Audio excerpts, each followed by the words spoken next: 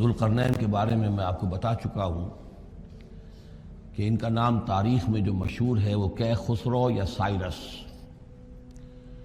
اور انہی سے اصل میں ایران کی عظمت کے دور کا آغاز ہوا تھا۔ چنانچہ تقریباً میں سمجھتا ہوں کہ شاید 25-30 سال پہلے کی بات ہے، جب شہنشاہ ایران اس وقت جب کہ ان کی بادشاہت جو ہے وہ بڑے عروج پر تھی، انہوں نے 2500 سالہ برسی منائی تھی انہی کیخسرو کی، سائرس کی۔ ان کی قبر جو ہے مقبرہ وہ دریافت ہو گیا تھا، اور وہاں پر ان کا ایک مجسمہ بھی دریافت ہوا تھا کھدائی پر۔ اس مجسمے میں وہ 2 لگے ہوئے تھے، سینگ بھی۔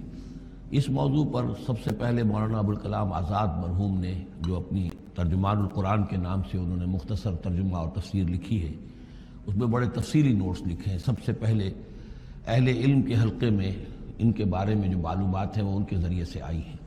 اب یہ تقریباً یونیورسلی ایکسیپٹڈ ہے۔ پھر سوال پیدا ہوتا ہے کہ ان سے کیا دلچسپی یہود کو تھی، تو وہ بھی سمجھ لیجئے کہ نبوکدنضر نے 587 قبل مسیح میں حملہ کیا تھا فلسطین پر، اور نبوکدنضر عراق کا بادشاہ تھا۔ اس مڈل ایسٹ کو ذہن میں رکھیے کہ میڈیٹرینین کے بالکل ساتھ ہے ملک شام، اور شام ہی کا ایک علاقہ فلسطین ہے۔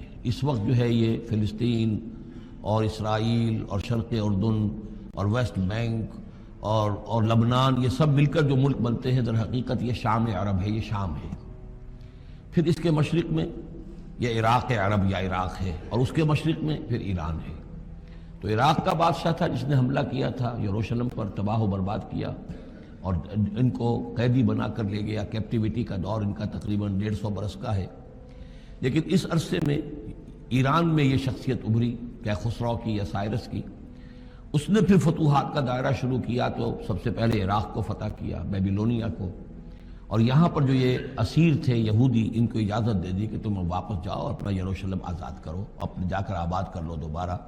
تو گویا کہ یہ محسن ہیں ان کے، ذوالقرنین جو ہے ان کے محسن ہیں، جن کی وجہ سے کہ جن کے ذریعے سے اللہ تعالیٰ نے انہیں بیبیلونیا یعنی عراق کی کیپٹیوٹی، جو ان کی اسارت کا دور تھا، اس کو ختم کیا، آزادی ملی، اور پھر یہ واپس آئے۔ حضرت عزیر علیہ السلام کے ساتھ قافلہ آیا ہے، اور وہ تقریباً پھر انہوں نے آ کر یہاں اثر نو اس شہر کو بھی آباد کیا، اور ہیکل جو ہے حضرت سلیمان علیہ السلام کا بنایا ہوا جو وہ عبادت خانہ تھا، اس کو دوبارہ تعمیر کیا۔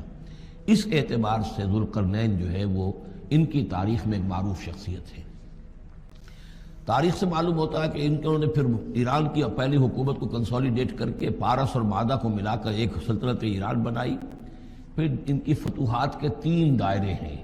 مغرب کی طرف میڈیٹرینین تک پورا علاقہ فتح کر لیا۔ مشرق میں پھر یہ ہمارا جو مکران تک کا علاقہ ہے، یہ سارا کا سارا علاقہ ایران کے ساتھ ہی ملتا ہوا ہے، بلوچستان، مکران، یہ پورا علاقہ انہیں فتح کیا۔